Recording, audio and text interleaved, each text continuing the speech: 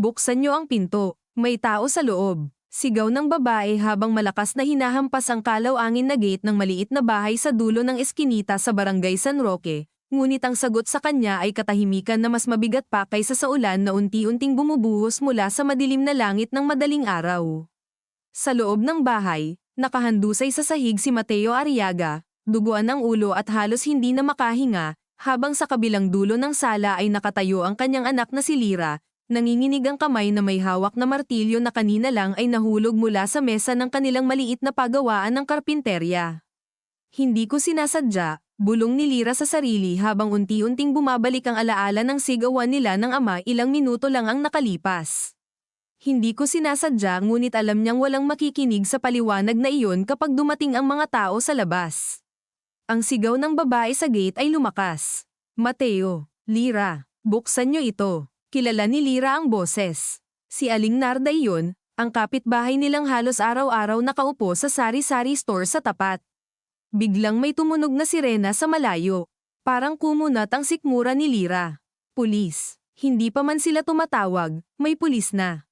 Paano? Tanong niya sa sarili. Paano nila nalaman? Ngunit ang mas mabigat na tanong ay kung buhay pa ba ang kanyang ama. Lumapit siya kay Mateo, nanginginig ang tuhod. Pabulong niya. Pa, gumising ka. Ngunit ang tanging sagot ay isang mahinang ungol na halos hindi na marinig sa patak ng ulan sa bubong na yero. Sa labas, may malakas na kalabog. Mukhang sinubukan na nilang pilitin ang gate. Sa loob ng utak ni Lyra ay parang may dalawang boses na naglalaban. Ang isa ay nagsasabing tumawag ng tulong, sabihin ang totoo. Ang isa naman ay nagsasabing tumakbo, tumakas bago pa huli ang lahat. Ngunit hindi siya makagalaw. Parang nakapako ang kanyang paa sa sahig na may bahid ng dugo. Anak, halos hindi marinig na bulong ni Mateo. Biglang napalingon si Lyra. Pa, nangingilid ang luha sa kanyang mata. Pa, nandito ako. Ngunit hindi na nakapagsalita ang lalaki. Ang kanyang mata ay dahan-daang pumikit. Parang huminto ang mundo sa sandaling iyon. Sa labas, bumukas ang gate. Mateo, sigaw ni Aling Narda habang papasok sa bakuran kasama ang dalawang tanod ng barangay. Pagbukas ng pinto, tumambad sa kanila ang eksenang hindi nila inaasahan. Diyos ko po, bulong ng isa sa mga tanod. Si Lyra ay nakatayo sa gitna ng sala, hawak ang martilyo, at sa paanan niya ay ang dagwang katawan ng kanyang ama. Walang nagsalita sa loob ng ilang segundo. Ang katahimikan ay parang sumisigaw. Lyra, maingat na sabi ni Aling Narda. Anong nangyari? Ngunit hindi agad nakasagot ang dalaga. Parang lumulutang pa rin ang isip niya sa pagitan ng takot at guilt. Hindi ko sinasadya, bulong niya ulit. Ngunit sa tenga ng mga nakapaligid, ang salitang iyon ay hindi paliwanag kundi kumpirmasyon.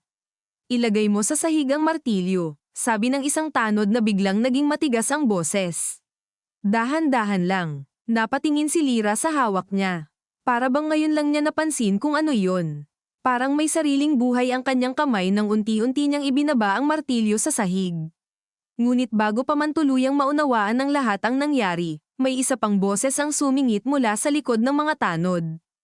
Anong kaguluhan ito? Ang nagsalita ay si Kapitan Raul Villanueva ng barangay, bagong dating mula sa ronda kasama ang dalawang pulis mula sa presinto sa bayan. Nang makita niya ang katawan ni Mateo sa sahig, agad siyang yumuko. Mateo, bulalas niya. Mateo, gising. Ngunit nang hawakan niya ang pulso ng lalaki, unti-unting nagbago ang ekspresyon ng kanyang mukha. Tawagin ang ambulansya, sabi niya sa pulis. Mabilis. Ngunit sa loob-loob niya, alam niyang huli na. Habang inaasikaso ng mga pulis ang eksena, si Lyra ay parang nawawala sa sarili. Ang mga tunog sa paligid ay parang lumalayo. Mga boses, hakbang, radyo ng pulis, ulan sa bubong. Lahat naghalo sa isang mabigat na ingay. Hanggang may isang boses na malinaw na pumasok sa kanyang tenga. Lyra Arriaga, sabi ng pulis na babae na lumapit sa kanya.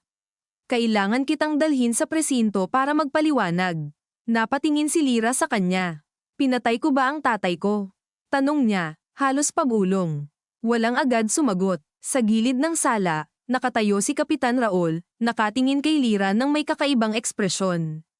Hindi iyon galit, hindi rin awa, parang may iniisip siyang mas malalim. Ilang oras ang lumipas bago tuluyang sumikat ang araw sa ibabaw ng maliit na bayan ng San Ignacio. Sa presinto, nakaupo si Lira sa harap ng mesa ni Detective Adrian Salcedo, isang pulis na kilala sa probinsya dahil sa mga kasong nahuhukay niya kahit matagal nang nakabaon. Tahimik lang siyang nakatingin sa dalaga habang nagtitimpla ng kape. Sabihin mo ulit, sabi niya sa wakas. Anong nangyari bago tumama ang martilyo? Huminga ng malalim si Lira. Nag-away po kami, sabi niya. Tungkol saan? Sa lupa. Napataas ang kilay ni Adrian. Anong lupa? Saglit na nag-aalinlangan si Lira. Parang may gusto siyang sabihin ngunit natatakot siyang marinig iyon. Sa labas ng presinto, nakatayo si Kapitan Raul kasama ang isa pang lalaki na hindi pamilyar sa mga pulis.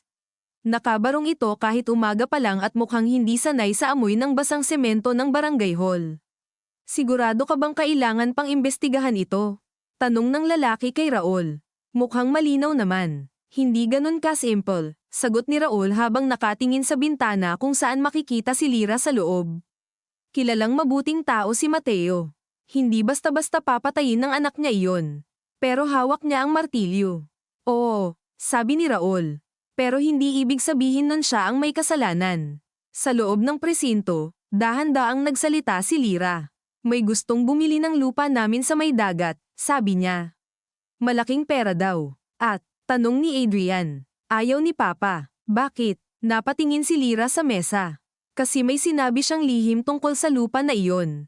Naging tahimik ang kwarto. Anong lihim? Tanong ni Adrian. Ngunit bago pa makasagot si Lira, biglang bumukas ang pinto ng presinto. Isang pulis ang pumasok, hingal na hingal. Sir, sabi niya kay Adrian. May problema. Ano? Yung ambulansya na nagdala kay Mateo nawawala na. Ano? Tumayo si Adrian. Paano nawawala? Wala na sa ospital, sagot ng pulis. At hindi rin dumating doon. Napatingin si Adrian kay Lira. Parang mas lumalim ang misteryo sa isang iglap. Ibig mong sabihin, dahan-dahan niyang sabi, nawala ang katawan ng tatay mo. Nanlaki ang mata ni Lira. Ano? Sa labas ng presinto, unti-unting bumigat ang hangin. Parang may bagyong paparating na hindi lang sa langit kundi sa buong bayan. At sa gitna ng lahat ng iyon, may isang tanong na unti-unting lumilitaw sa isipan ng bawat taong kasangkot sa gabing iyon. Kung patay na si Mateo Arriaga, bakit may taong nagka-interes na nakawin ang kanyang katawan? At kung hindi siya patay, ano ang tunay na nangyari sa loob ng maliit na bahay sa eskinita ng Barangay San Roque? Kung patay na si Mateo Arriaga, bakit may taong nagka-interes na nakawin ang kanyang katawan? At kung hindi siya patay, ano ang tunay na nangyari sa loob ng maliit na bahay sa eskinita ng Barangay San Roque? Hindi agad nakasagot si Lira, ngunit ang mukha niya ay tila nawalan ng dugo. Hindi pwedeng mawala si Papa, sabi niya, nanginginig ang boses. Kayo ang may hawak sa kanya. Napahigpit ang panga ni Adrian. Hindi niya gusto ang tunog ng ganitong kaso, lalo na sa maliit na bayang gaya ng San Ignacio kung saan mas mabilis kumalat ang chismis kaysa sa totoo. Sino ang mga sumama sa ambulansya? Tanong niya sa pulis. Yung driver, si Benji. Tapos 2 utility ng municipal hospital. Pero, sir, hindi raw nila maalala kung saan sila naharang. Parang ano? Parang may sumalubong sa kanila sa National Road at pinababa sila. Kumunat ang noo ni Adrian. Pinababa? Nang sino? Umiling ang pulis. Hindi raw nila makita ng maayos. Naka-face mask daw, may bone, tapos gabi pa. Pero may isang puting van. Sa sulok ng kwarto, napaupo ng tuwid si Lira. Puting van, mahinang sabi niya. Nakita ko na po iyon. Napalingon si Adrian. Saan? Noong 1 linggo. Sa may lupa namin sa dalampasigan. Tahimik ang sumunod na ilang segundo. Sa labas ng presinto, huminto ang maingay na electric fan sa waiting area dahil sa biglang pagkawala ng kuryente. Umugang ang paligid sa tunog ng mga reklamong galing sa ibang tao sa barangay hall. Mainit na nga, lalo pang dumilim ang umaga. Lahat ng alam mo, sabihin mo, sabi ni Adrian.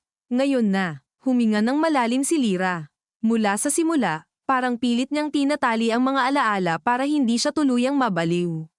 Nagsimula siya sa hapon ng araw bago nangyari ang gulo. Mainit ang panahon noon. Nasa may bakuran siya, naglalaba sa poso, habang si Mateo ay nakaupo sa bangkong kahoy at tahimik na nagtatabas ng sirang kahoy mula sa lumang aparador.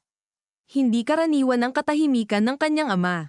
Madalas itong kumakanta ng lumang kundiman o kaya sumisigaw sa radyo kapag may balita tungkol sa politika. Ngunit noon, parang may pasan siyang mas mabigat kaysa init ng araw.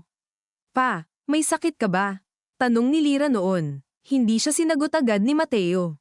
Sa halip, tiningnan siya nito ng matagal, parang may gustong sabihin na ilang taon nang nakabara sa lalamunan. Kapag may nangyari sa akin, sabi nito sa wakas, huwag mong ibebenta ang lupa. Bakit po? Basta. Pa, hindi naman tayo mayaman para magmatigas. Napatingin si Mateo sa daan. Hindi lahat ng mahalaga, nasusukat sa pera. Naiinis na sana si Lyra noon, dahil paulit-ulit na lang ang usapan tungkol sa lupa. Isang pirasong baybaying lupain iyon na minana pa raw ng lolo niya, pero wala naman silang pakinabang doon maliban sa ilang nyog at lumang kubo na inaanay na. Samantala, sira ang bubong nila, baon sila sa utang sa palengke, at 3 buwan nang hindi siya nakakapasok sa vocational class sa bayan dahil wala ng pambayad. Tapos biglang may developer daw na gustong bumili. Hindi lang basta bili. Yung pwede nang makapagpatayo ng disenteng bahay, makapagbayad ng utang, at makapagbigay sa kanya ng bagong simula. Ngunit tuwing bubuksan niya ang usapan, para bang may apoy sa mata ng kanyang ama. May tinatago ka ba? Tanong niya noon, kalahating biro. Ngunit ang mukha ni Mateo ay agad tumigas. Minsan, may mga bagay na mas mabuti nang hindi nalalaman ng anak. Iyon ang linyang paulit-ulit na umalingaw-ngaw kay Lyra nang gabing mag-away sila. Dahil noong gabing iyon, dumating sa bahay ang isang lalaki. Naka-polo shirt, maayos ang buhok, at may dalang folder na mukhang galing sa syudad. Siya si Dante Valmores, kinatawan daw ng Santa Ignacia Coastal Development Corporation, kumpanyang gusto raw magtayo ng resort at private port sa baybayin. Magalang siya noong una. Nagtanggal pa ng tsinelas sa pinto at bumati kay Lyra ng magandang gabi po. Ngunit nang magsimulang tumanggi si Mateo, dahan-daang nag-iba ang tono. Mang Mateo, sayang ang oportunidad, sabi ni Dante. Hindi na kayo ba mabata? Ang anak nyo, may kinabukasan pa. Huwag nyo namang ipagkait sa kanya. Hindi ko ipinagkakait ang kahit ano, malamig na sagot ni Mateo. Hindi lang ibinibenta ang lupa. Dahil hindi. Natatandaan ni Lyra kung paano siya nainis noon. Pa, pakinggan nyo naman. Ikaw, manahimik ka, sabi ni Mateo. Iyon ang mitya. Hindi niya matanggap ang paraan ng pagsasalita ng ama niya sa harap ng ibang tao. Hindi na siya bata, 24 na siya. Siya ang tumutulong sa labada ng kapitbahay, siya ang tumatakbo sa barangay kapag may pangangailangan, siya ang bumubuhay sa bahay kapag matumalang kita ni Mateo sa karpinterya. Ngunit sa harap ng desisyong babago sana sa buhay nila, para lang siyang walang boses. Bakit ba hindi mo masabi ang dahilan? Sigaw ni Lyra noon. Lupa lang iyan. Nagdilim ang mukha ni Mateo. Hindi lupa lang yan. Sigaw nito pabalik, at doon na pumutok ang gabing nauwi sa dugo. Sa presinto, matagal na hindi nagsalita si Adrian. Tinitingnan niya si Lyra na parang sinusukat kung alin sa mga salita nito ang takot, alin ang totoo, at alin ang hindi pa kayang aminin. At pagkatapos umalis ni Dante, tanong niya, nag-away po kami, sagot ni Lyra. Sinabi kong pagod na ako sa kahirapan. Sinabi niyang hindi ko naiintindihan ang pinoprotektahan niya. Tinanong ko kung ano ba talagang meron sa lupa. Hindi niya sinagot. Hinawakan niya yung braso ko ng mahigpit. Napatingin siya sa sariling pulsuhan na may bahagyang pasa pa. Tinulak ko siya. Natambo siya sa mesa. Nahulog ang mga gamit. Tapos napapikit siya. Tapos hinablat niya yung envelope sa aparador. Hindi ko alam kung ano yun. Agaw kami ng agaw. Nahulog ang martilyo. Sumigaw siya na huwag ko raw ipakita kahit kanino. Hindi ko na maalala ng maayos. Ang alam ko lang, may dugo na. Nasaan ang envelope? Tanong ni Adrian. Dahan-daang iminulat ni Lyra ang mata. Sa unang pagkakataon mula nang dalhin siya roon, may pumasok na ibang takot sa mukha niya. Hindi takot sa pagkakakulong. Takot sa bagay na mas matagal nang nakatago.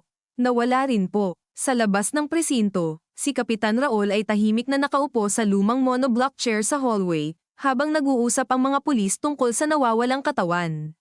Hindi siya mapakali. Hindi dahil sa kaso, kundi dahil sa pangalang narinig niya mula sa pinto.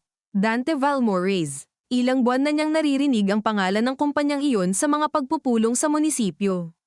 Pangako ng trabaho, turismo, infrastruktura. Ngunit alam niyang sa mga ganitong proyekto, ang unang nilulubog ay mahihirap na walang laban. Naaalala niya si Mateo noong nakaraang buwan sa harap ng simbahan matapos ang misa.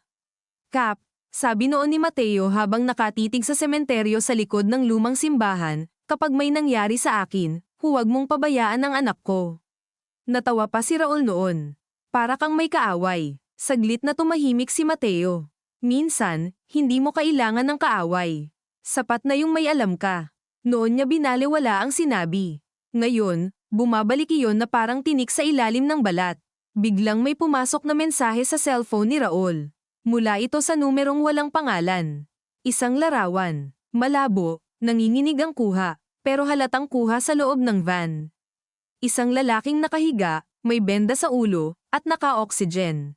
Buhay, si Mateo. Nanigas si Raul. Kasunod ng larawan ay isang mensahe. Huwag mong galawin ang kaso. Mas mabuting ang anak na lang ang makulong kaysa mas marami pang mamatay. Napalunok siya. Umangat ang tingin niya sa loob ng opisina kung saan naroon si Lyra. Ang unang pumasok sa isip niya ay huwag magsabi kahit kanino. Ang pangalawa ay mas mapanganib. Baka matagal na siyang huli. Samantala, sa loob ng isang lumang warehouse malapit sa pampang ng bayan, unti-unting nagmulat ng mata si Mateo. Masakit ang bawat parte ng katawan niya, lalo na ang ulo.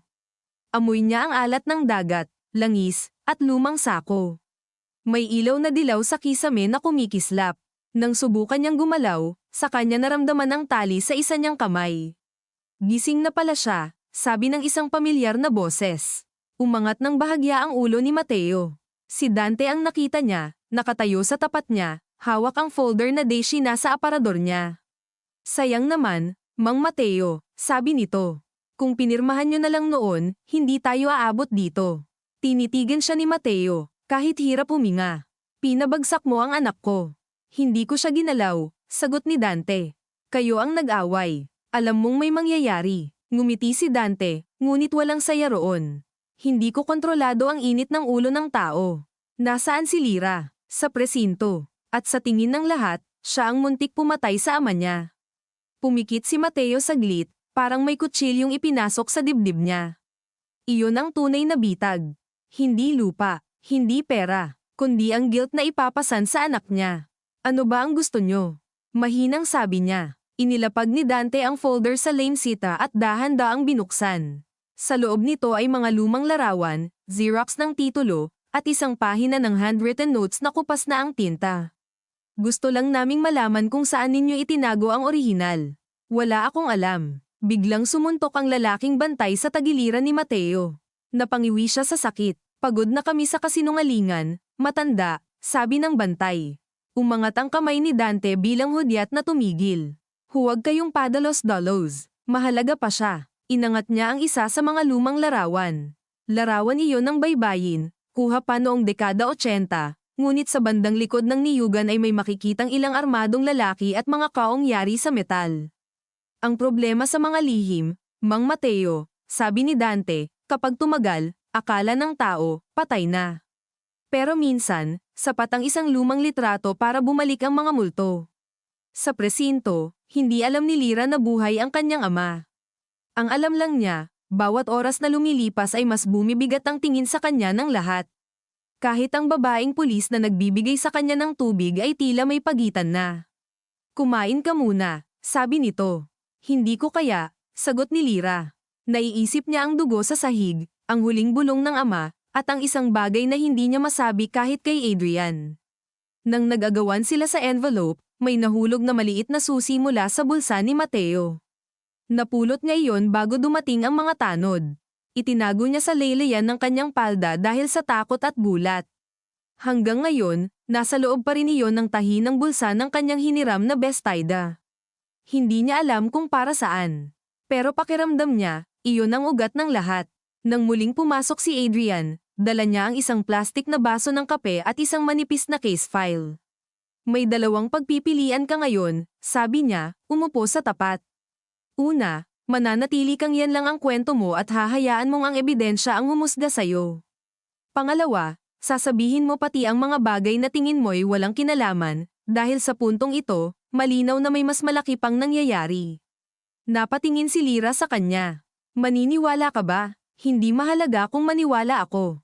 Ang mahalaga, may mahanap tayong totoo bago may iba pang mapahamak. Dahan-daang hinugot ni Lyra ang maliit na susi mula sa tagong tahi sa bulsa at inilapag sa mesa. Nagtaka si Adrian. Ano ito? Nahulog sa bulsa ni Papa. Hindi ko sinabi agad kasi natakot ako. Pinagmasdan ni Adrian ang susi. Luma iyon, parang gamit sa padlock ng lumang ball o bodega. May nakaukit na numero, 17B. May alam ka kung saan ito ginagamit? Tanong niya. Umiling si Lyra. Ngunit sa pinto, naroon si Kapitan Raul, at nang makita niya ang susi ay agad nagbago ang mukha niya. Hindi iyon nakaligtas kay Adrian. Kap, sabi niya, may kilala ba kayong may gamit nito? Nagatubili si Raul. Saglit lang. Pero sapat na iyon. May lumang mga locker sa ilalim ng lumang pier, sabi niya sa wakas. Noong araw, ginagamit yun ng mga mangingisda at ng Coast Guard outpost bago mailipat. At bakit parang kilala mo agad? Tanong ni Adrian. Hindi agad sumagot si Raul. Sa halip, umupo siya sa tabi ni Lyra at tumingin sa dalaga na parang may utang siyang matagal nang hindi mabayaran. Dahil noong kabataan namin ng tatay mo, mahina niyang sabi, may nakita kaming hindi dapat nakita. Sa lumang alaala na bumukas sa isip niya, muling bumalik si Raul sa gabing 20 taon na ang nakaraan. Bagitong tanod pa lang siya noon. Si Mateo ay isang karpinterong kumakayod para sa buntis na asawa. Magkaibigan sila. Magkasama silang umuuwi noon mula sa pista sa katabing barangay nang mapadaan sila sa may dalampasigan. Sa gitna ng dilim, may ilaw sa bahagi ng niyugan sa lupang minana ng pamilya ni Mateo. Naisip nilang may magnanakaw ng nyug, kaya lumapit sila. Ngunit ang nadatnan nila ay 3 truck, ilang armadong lalaki, at mga kaongmi na madaling ilibing sa ilalim ng isang bagong hukay. Kasama sa mga lalaking iyon ang isang kilalang opisyal sa lalawigan noong panahong iyon at 2 dayuhan na hindi nila kilala. Hindi sila nakita kaagad. Nakapagtago pa sila sa likod ng bato. Ngunit nakita ni Mateo ang isang batang lalaki na ibinaba mula sa isa pang sasakyan, duguan at nakatali ang kamay.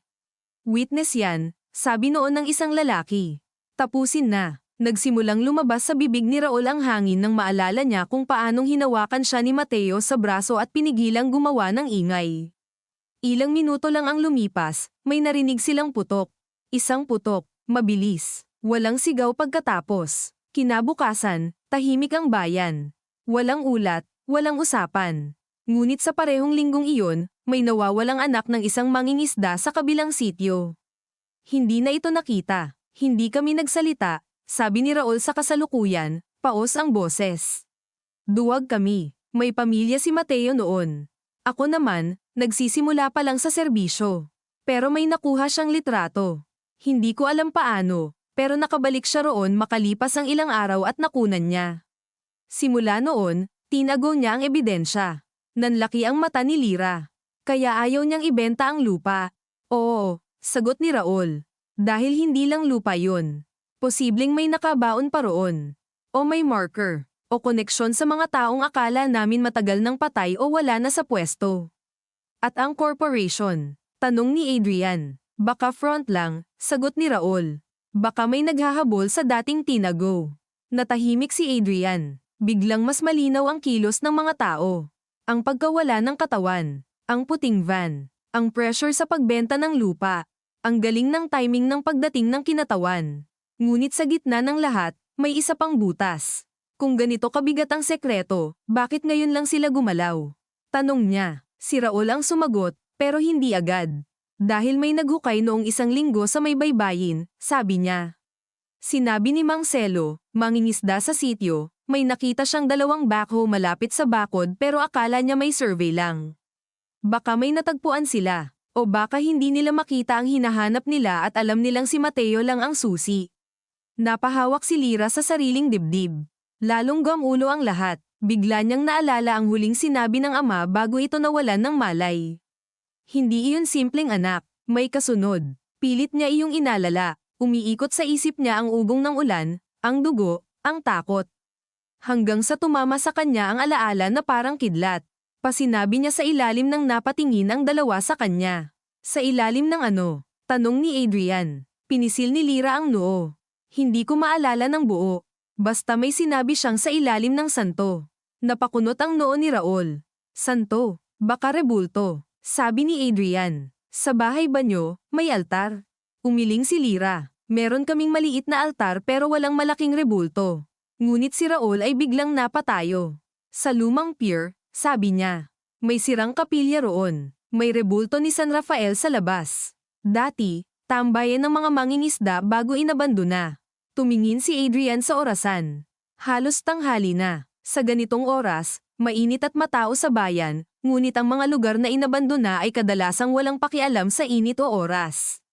Pupunta tayo roon, sabi niya. Hindi ka pwedeng isama, dagdag niya kay Lyra. Ngunit tumayo ang dalaga. Kasama ako. Ako ang dahilan kaya nandito tayo. At ikaw rin ang posibleng target, malamig na sabi ni Adrian. Lalo kang hindi dapat sumama. Hindi ko na kayang maupo lang at maghintay habang hindi ko alam kung buhay ang tatay ko. Biglang tumahimik ang kwarto. Nabitawan ni Raul ang hininga na matagal nang nakakulong. Buhay siya, sabi niya. Parehong napalingon sa kanya sina Adrian at Lyra. Dahan-dahan niyang inilabas ang cellphone at ipinakita ang larawang natanggap. Nang makita iyon ni Lyra, napaatras siya na parang sinampal. Buhay si Mateo. May benda, may oxygen, ngunit buhay. Sunod na dumating ang luha, hindi marahan kundi biglaan, parang ulan na matagal pinigil. Napaupo siya at tinakpan ang bibig. Hindi niya alam kung relief ba iyon o mas mabigat pang takot. Bakit mo ngayon lang sinabi? Matigas na tanong ni Adrian. Dahil tinakat ako, sagot ni Raul. At dahil kasalanan ko rin ito. Noon pa, wala na tayong oras para sa hiya at sikreto, sabi ni Adrian. Kapag pinili mong manahimik pa, baka bangkay na ang susunod na ipadala sa'yo. Sa loob ng warehouse, pawis at alat ang bumabalot kay Mateo. Naririnig niya sa labas ang mga yabag at dagandong ng alon sa ilalim ng poste ng lumang istruktura. Sa isip niya, paulit-ulit ang mukha ni Lyra noong huli niya itong nakita. Galit, nasasaktan, natatakot, at siya, sa halip na sabihin ang totoo, pinili na namang manahimik. Akala niya noon, mapoprotektahan niya ang anak sa pamamagitan ng pagdadala mag-isa sa lumang kasalanan. Ngunit sa bawat taon ng pagtatago, hindi niya namalayang ang mismong katahimikan ang naghanda ng bitag para sa kanilang dalawa. Pumasok muli si Dante, may hawak ng sigarilyo ngunit hindi niya ito sinindihan. May huling pagkakataon ka pa, sabi nito. Sabihin mo kung nasaan ang orihinal, at may pag-asa pang mabuhay ang anak mo ng malaya. Huwag mo siyang idamay. Kayo ang dumamay sa kanya nang itago mo ang lahat ng ta. Hindi ko pinili ang kasalanan ninyo. Sumikip ang panga ni Dante. Hindi mo alam ang buong kwento. Napatingin si Mateo sa kanya. Ikaw ang hindi nakakaalam. Akala mo pera lang ito. Hindi mo alam kung ilang buhay ang ibinaon sa lupang iyon. Saglit na kumislap ang mata ni Dante, hindi sa galit kundi sa isang bagay na mas komplikado. Parang may kirot din siyang matagal ng kinikimkim. Ngunit agad iyong nawala nang pumasok ang isa pang lalaki at bumulong sa kanya. Boss, may gumagalaw sa presinto, sabi nito. At baka papunta sa pier. Naging malamig ang mukha ni Dante. Ihanda ang sasakyan, sabi niya. Ililipat natin siya. Sa presinto, mabilis na kumilos sina Adrian at Raul. 2 tauhan lang ang isinama nila, dahil hindi nila alam kung gaano kalawak ang leak sa loob ng bayan. Iniwan si Lyra sandali sa opisina, ngunit hindi niya tinanggap ang utos. Habang abala ang lahat, lumabas siya sa likod, dumaan sa makipot na eskinita sa likod ng munisipyo, at sumakay sa tricycle ng pinsan niyang si Jong na namamasada sa terminal. Sa lumang pier, bilisan mo, sabi niya. Anong meron doon? Pakiusap, Jong. Sa tono pa lang ng boses niya, hindi na nagtanong ang lalaki. Humarurot ang tricycle sa sementadong daan, lumiko sa palengke kung saan nagtatakbuhan ang mga mamimili para umiwas sa putik, dumaan sa tapat ng simbahan at sa lumang paaralang may pader na kupas na ang pintura. Habang umaandar, mahigpit ang hawak ni Lyra sa maliit na susi at sa isang takot na hindi na niya maikubli. Hindi na lang ito tungkol sa lupa o sa pagkakamaling akala na iya'y nakapatay sa ama niya. Tungkol na ito sa lahat ng taon na hindi niya naintindihan ang katahimikan ng lalaking nagpalaki sa kanya. At sa unang pagkakataon, naisip niyang baka ang galit niya sa ama ay hindi dahil sa pagiging mahigpit nito, kundi dahil naramdaman niya sa buong buhay niya na may pader sa pagitan nila. Ngayon lang niya nauunawaan. Hindi iyon pader ng kawalan ng pagmamahal. Pader iyon ng takot. Pader iyon ng takot. Pagsapit nila sa kalsadang pababa sa lumang pier, halos wala ng ibang sasakyan kundi isang truck ng yelo at dalawang motorsiklong nakahinto sa gilid. Dumidikit ang amoy ng isda at alat sa hangin. Sa dulo ng daan, makikita ang mga poste ng dating pantalan na unti-unti nang kinakain ng kalawang at alon.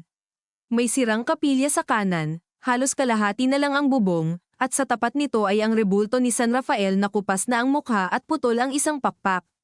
Dito lang ako, sabi ni Jong. Kapag may problema, sumigaw ka. Hindi sumagot si Lyra. Bumaba siya at mabilis na tumakbo patungo sa kapilya. Nanginginig ang binti niya ngunit mas mabilis ang tibok ng isip niya kaysa takot. Nang lapitan niya ang rebulto, nakita niyang may lumang semento sa paanan nito na parang minsang binakbak tapos muling tinakpan. Lumuhad siya at hinipo ang gilid. May bakal. Isang maliit na padlock na nakabaon sa sementong pinagtagni-tagni. Inilabas niya ang susi. Sandaling nang inag ang kamay niya bago niya ito isinuksok. Kumagat ang susi. Umikot. Bumukas. Bumigat ang hininga niya. Itinaas niya ang manipis na bakal na takip at tumambad ang isang makitid na butas na may kaong yero sa loob. Nang bunutin niya iyon, napatalon siya sa tunog ng gulong na huminto sa labas ng kapilya. Isang puting van. Namilog ang mata niya. Hindi na niya kinailangang hulaan kung sino ang laman yun. Tumakbo siya paloob ng kapilya, yakap ang kahon sa dibdib, ngunit huli na. Bumukas ang pinto ng van at lumabas ang dalawang lalaking naka-jacket. Nandyan lang siya, sabi ng isa. Huwag niyong pasuotin sa gubat. Kunin niyo ang kahon. Napaatras si Lyra habang pinipilit buksan ang kaong yero. Nanginginig ang daliri niya. Nakaipit sa loob ang ilang lumang litrato, isang cassette tape, at isang sobre na selyado ng lumang wax na halos durog na. Hindi niya alam alin ang uunahin. Wala siyang oras. Narinig niya ang yapak sa semento sa labas ng kapilya. Biglang umalingaw-ngaw ang sigaw ni Jong mula sa daan. Hoy! Sumunod ang kalabog ng metal at mura ng mga lalaki. Sumilip si Lyra at nakita niyang binangga ni Jong gamit ang tricycle ang isa sa mga tauhan. Tumilapon ito sa mababaw na kanal. Ngunit lumabas pa ang isa pang lalaki mula sa van, may hawak na baril. Tumakbo ka, sigaw ni Jong kay Lyra. Hindi na siya nag-isip, dala ang kahon, tumakbo siya papunta sa likod ng kapilya at pababa sa mabatong bahagi ng pampang kung saan nakatirik ang ilang abandonadong bangka. Sa likod niya, narinig niya ang putok. Napahinto siya isang saglit, hindi dahil tinamaan siya kundi dahil sa takot para kay Jong. Ngunit ang kasunod na narinig niya ay ang lagapak ng katawan at ang sigaw ng mga lalaki na habulin siya. Muli siyang tumakbo. Habang pababa siya sa madulas na daanan, saka naman dumarating sa kabilang bahagi ng pier ang sasakyan ni na Adrian at Raul. May putok, sigaw ng isa sa mga pulis. Hindi na nagpaliwanag si Adrian. Bumunot siya ng baril at tumakbo pasulong. Nakita agad nila ang tricycle ni Jong na nakasandal sa poste, ang isang lalaki sa putikan, at isa pang armadong tumatakbo pasunod sa may dalampasigan. Pulis, ihagis mo ang baril, sigaw ni Adrian. Tumalikod ang armado at nagpaputok. Sumabog ang salamin ng lumang kubol sa tabi ng pantalan. Nagtago si Raul sa poste at bumulong ng lintik. Sa gitna ng kaguluhan, tumatakbo pa rin si Lyra sa pagitan ng mga bangka. Isang maling hakbang lang ay pwede siyang mahulog sa mabatong tubig. Niyakap niya ang kahon na parang iyon na lang ang natitirang dahilan para lumaban. Pagliko niya sa likod ng isang malaking bangkang tumaob, may humablat sa braso niya. Muntik siyang mapasigaw nang makita ang mukha ng humila sa kanya sa lilim. Si Mateo, mapatla, may benda sa ulo, ngunit buhay at nakatayo kahit nanghihina. Pahalos walang tunog ang lumabas sa bibig niya. Napahawak siya sa dibdib niya na tila hindi matanggap ng katawan niya ang bigat ng ginhawa at gulat. Tahimik, bulong ni Mateo. Dito, hinayla siya ng lalaki sa mas makitid na pagitan ng mga poste ng pier, sa ilalim mismo ng kahoy na plataporma. Basa ang paa nila sa tubig dagat na abot bukong. Buhay ka, sabi ni Lyra, umiiyak na. Akala ko hindi niya naituloy. Umigting ang mukha ni Mateo. Hindi mo ako pinatay, anak. Parang may mabigat na batong tinanggal sa dibdib ni Lyra, ngunit may kapalit na panibagong sakit. Pero sinaktan kita. Oo, diretsong sagot ni Mateo. At ako rin, matagal kitang sinaktan sa pananahimik ko. Saglit silang tumingin sa isa't isa sa gitna ng lagaslas ng alon at putol-putol na sigawan sa itaas. Sa unang pagkakataon, hindi ama at anak na nag-iilagan ng kaharap ng bawat isa. 2 taong pagod ng magtago. Bakit hindi mo sinabi? Bulong ni Lyra. Kahit man lang sa akin. Pumikit si Mateo. Dahil duwag ako. Akala ko kapag hindi ko sinabi, hindi ka madadamay. Pero habang pinipigilan kitang malaman, lalo kitang inilalapit sa apoy. Sa ibabaw nila, may yapak na dumaan at boses na sumigaw, hanapin niyo sa ilalim. Napakapit si Lyra sa manggas ng ama niya. Kailangan nating umalis. Hindi pa, sabi ni Mateo. Itinuro niya ang kahon. Nasa loob ba? May litrato, may tape, may sober, may isa pang bagay dapat dyan. Binuksan ni Lyra ang kahon sa dilim. Sa ilalim ng mga papel, may maliit na tela na balot. Nang buksan niya ito, lumitaw ang isang singsing na pilak, luma at may ukit na inisyal na M at E kay Mama. Tanong niya, agad na lamambat ang boses. Tumango si Mateo. Sa nanay mo iyan. Siya ang dahilan kung bakit may lakas pa akong itago ang totoo noon. Saglit na nayanig si Lyra. Si Elena, ang kanyang ina, ay namatay noong 10 taong gulang pa lang siya. Ang natitira sa alaala niya ay amoy ng sampagita at palad na malamig sa noo tuwing may lagnat siya. Anong kinalaman ni Mama rito? Hindi agad sumagot si Mateo. Sa halip, tinignan niya ang tubig na dumadaloy sa ilalim ng pier na parabang doon nakalibing ang lahat ng taong hindi na nakabalik. Noong gabing nakita namin ang pagpatay sa batang iyon, sinabi ko sa nanay mo. Siya lang ang pinagsabihan ko. Sabi niya, huwag kaming tumahimik. Pero buntis siya noon sa kapatid mo. Napakunot ang noo ni Lyra. Kapatid, nanigas si Mateo. Nakunan siya makalipas ang 2 linggo. Para bang may isa na namang lihim na bumukas, mas tahimik pero mas masakit. Hindi mo sinabi sa akin. Paano ko sasabihin sa batang namatayan na may isa pa sanang buhay na hindi na naipanganak? Kumirat ang lalamunan ni Lyra. Sa loob ng ilang segundo, ang buong mundo niya ay bumigat sa mga bagay na hindi nangyari ngunit bumuo sa pamilyang meron sila. Akala ng nanay mo, may nagmamanman na sa atin noon, patuloy ni Mateo. Isang gabi, may nagtangkang pumasok sa bahay. Simula noon, itinago ko ang ebidensya. Pero ang totoo, siya ang mas matapang sa aming dalawa. Siya ang nagmungkahi na paghiwa-hiwalayan ng mga kopya. Ang litrato sa kahon. Ang tape sa ibang lugar. Ang orihinal na sulat nasaan? Nasa kumbento noon. Pero nang mamatay siya, inilabas ko at dinala sa bahay. Iyon ang inagawan natin. Pumikit si Lyra, natatamaan ng bigat ng ganita.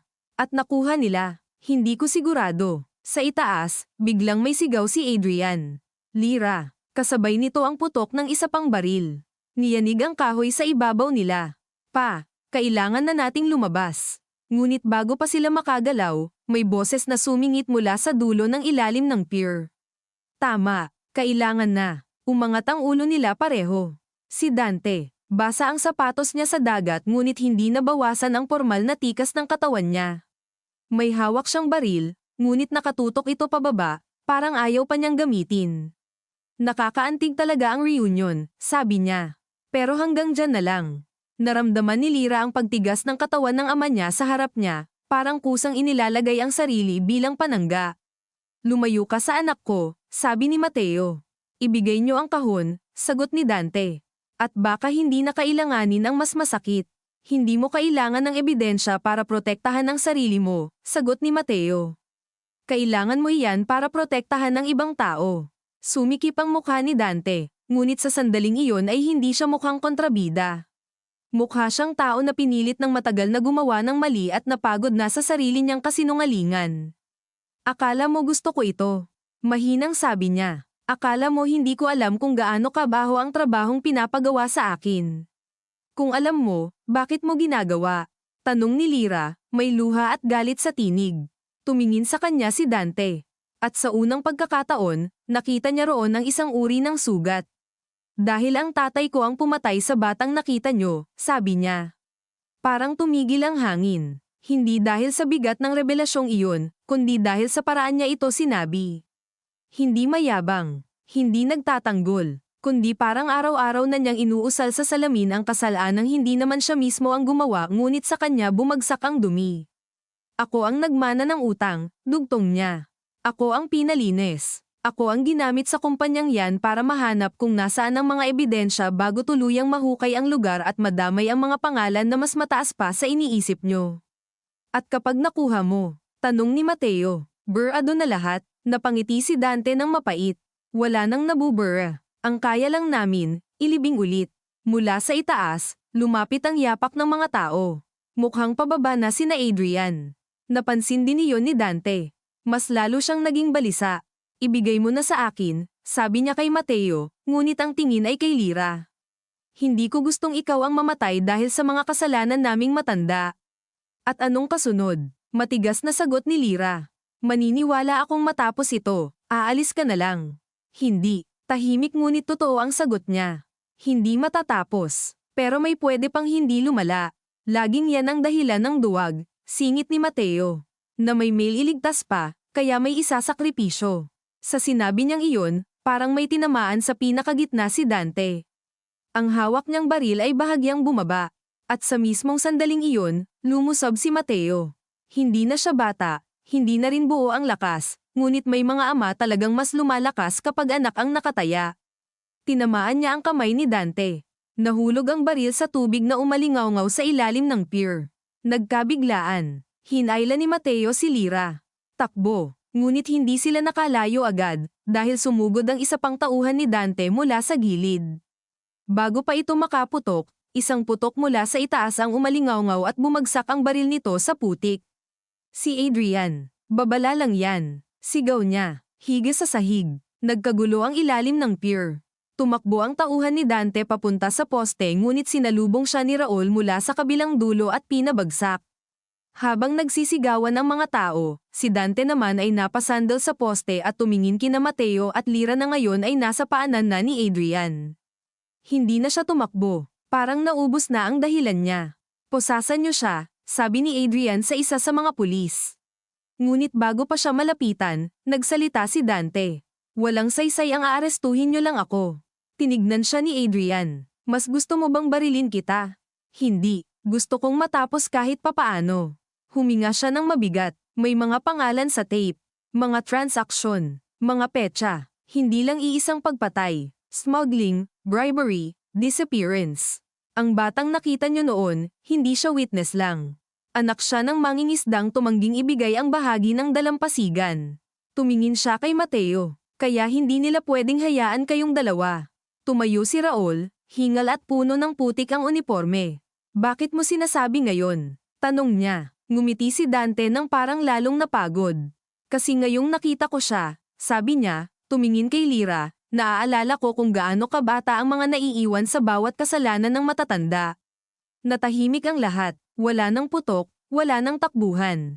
Tanging alon at hininga ng pagod na mga tao ang natitira. Ngunit ang katahimikang iyon ay hindi kapayapaan. Simula pa lang iyon ng paniningil. Sa presinto, makalipas ang ilang oras, inilatag sa mesa ang mga laman ng kahon. Maingat na inabot ni Adrian ang cassette tape sa evidence officer. Kaya pa bang i-play ito? Tanong niya. Basta hindi gaanong sira. Sa isang lumang cassette player na kinuha pa sa storage, unti-unting umikot ang tape. Kumaluskos muna, saka may boses. Mahina, pero malinaw. Hindi boses ni Mateo. Hindi rin ni Raul. Boses iyon ng isang babae. Kung may makarinig nito, sabi ng boses, ako si Elena Arriaga. Napahawak si Lyra sa gilid ng mesa. Parang may sumuntok sa sikmura niya. Boses ng ina niya, mas bata sa alaala, ngunit siya iyon. Itinatala ko ito dahil kung sakaling may mangyari sa amin, may makaalam na hindi kami baliw. Nakita namin ang paghuhukay sa lupa. Nakita naming may batang pinatay. May mga pangalan akong narinig. Governor Esguerra. Mayor Tab Ilog, Commander Meneses, at may lalaking tinawag nilang Valmores. Napapikit si Dante sa selda sa kabilang silid nang marinig ang apelyidong iyon. Hindi ko alam kung makakaya naming ilabas ito sa tamang panahon, patuloy ng boses ni Elena. Pero kung anak ko ang makarinig nito balang araw, gusto kong malaman niya na hindi duwag ang tatay niya. Pagod lang, at natatakot na mawala ka rin sa kanya. Nabasag ang loob ni Lyra sa linyang iyon. Hindi malakas ang iyak niya. Mas masakit, tahimik, pilit. Yung uri ng pag-iyak na para bang ayaw mo nang marinig ng kahit sino dahil baka maging mas totoo ang sakit kapag narinig mo mismo. Sa tabi niya, si Mateo ay nakaupo sa bench ng clinic room ng presinto habang ginagamot ang sugat. Hindi siya makapasok agad sa evidence room, ngunit rinig niya ang boses ni Elena mula sa labas. Tumulo ang isang luha sa pisngi niya. Hindi niya pinahid. Parang iyon ang unang parangal na kaya niyang ibigay sa isang babaeng buong buhay niyang hindi natawaran ang tapang. Dahil sa tape, hindi na ito mananatiling simpleng assault case, sabi ni Adrian kay Raul makalipas ang playback. Bubuksan nito ang matagal nang nakabaon. At dadagsa ang mga gustong manahimik tayo, sagot ni Raul. Oo, sabi ni Adrian. Pero iba na ngayon. May digital copy na, may chain of custody na, at may buhay na testigo pa. Napatingin siya kay Mateo sa labas. Ngunit alam nilang walang katapusan ang laban. Hindi dahil wala ng ebidensya, kundi dahil kapag pera, kapangyarihan, at lumang dugo ang pinagsama, bihira ang malinis na wakas. Sa hapon ding iyon, kumalat sa buong bayan ang balita.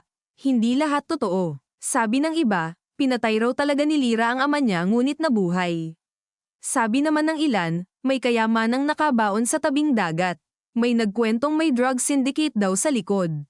Sa sari-sari store ni Aling Narda, halos mapudpod ang dila ng mga usisero. Ngunit sa likod ng chismis, may mga pamilyang tahimik na nagsimulang maalala ang mga nawawala noon. Isang matandang mangingisda ang dumating sa presinto bago maggabi, may dalang kupas na litrato ng batang anak niyang hindi na nakita. Umiyak siya nang marinig na may posibleng sagot na matapos ang 20 taon. Sa sandaling iyon, naunawaan ni Lyra na ang sugat nila ay hindi lang para sa kanila. Isa lang sila sa maraming bahay na pinilit mabuhay ng may butas sa gitna.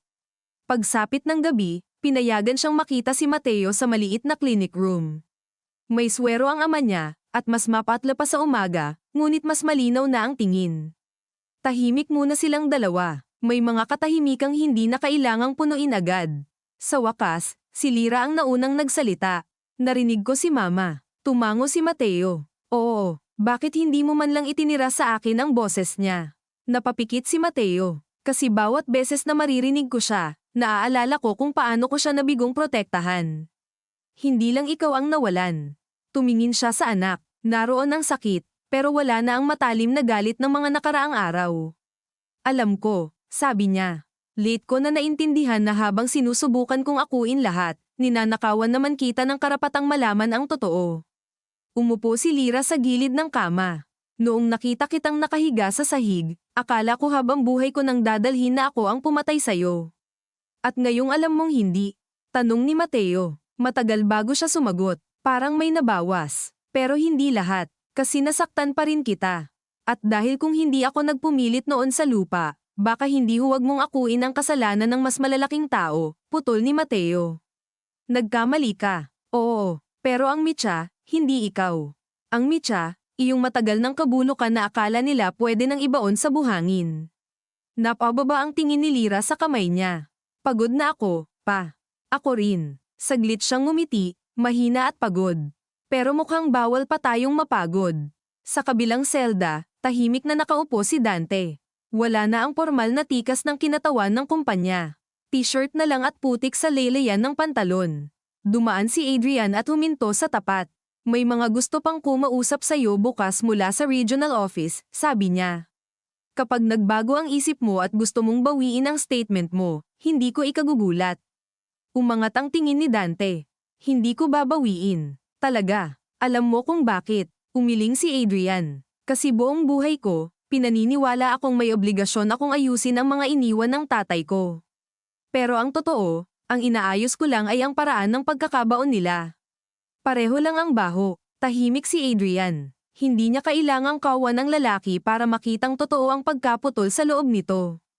Hindi kita mapapangakuan ng magandang mangyayari sa'yo, sabi niya. Hindi ko naman hinihingi, sagot ni Dante. Basta huwag niyo nang hayaang mapunta sa anak ang bigat na dapat sa ama. Sa labas ng presinto, nagsimulang bumuhos ang malakas na ulan na parang binubura ang alikabok ng buong araw, ngunit wala itong nabubura sa loob ng mga tao. Si Raul ay nakatayo sa ilalim ng bubong ng barangay patrol car at nakatitig sa putikan sa paanan niya. Lumapit si Lyra sa kanya, tahimik. Kap, Sabi niya. Lumingon siya. Galit ka ba sa akin? Tanong nito. Napailing si Raul, gulat sa tanong. Bakit naman? Kasi kung nagsalita kayo noon, baka hindi humaba ng ganito. Tumama ang tanong sa mismong sugat na pinakaayaw niyang hawakan. Galit ako sa sarili ko, sagot niya. At baka iyon ang mas mahirap dalhin. Napatingin si Lyra sa ulan. Lahat tayo may dala. Tumango si Raul. Oo, ang tanong lang, itatago ba ulit natin o hahayaang mabasa sa ulan? Napatungo siya, at sa unang pagkakataon sa maghapong iyon ay may bahagyang gun na pumasok sa dibdib niya. Hindi dahil maayos na ang lahat, kundi dahil may mga salitang nasabi na rin sa wakas.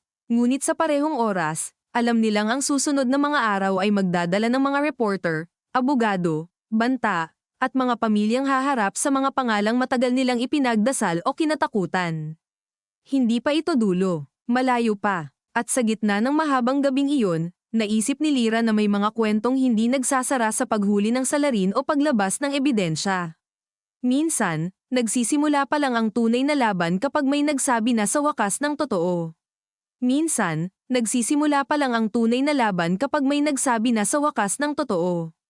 Kinabukasan, mas maaga pa sa pagtunog ng kampana sa simbahan ay gising na ang buong bayan. Sa tapat ng presinto, may 2 sasakyan ng media mula sa lungsod, ilang usisero, at mga mukha ng mga taong matagal ng tila may hinihintay na pangalan, ebidensya, o multong babangon mula sa lupa. Hindi pa man umiinit ang araw, mabigat na ang pakiramdam ni Adrian.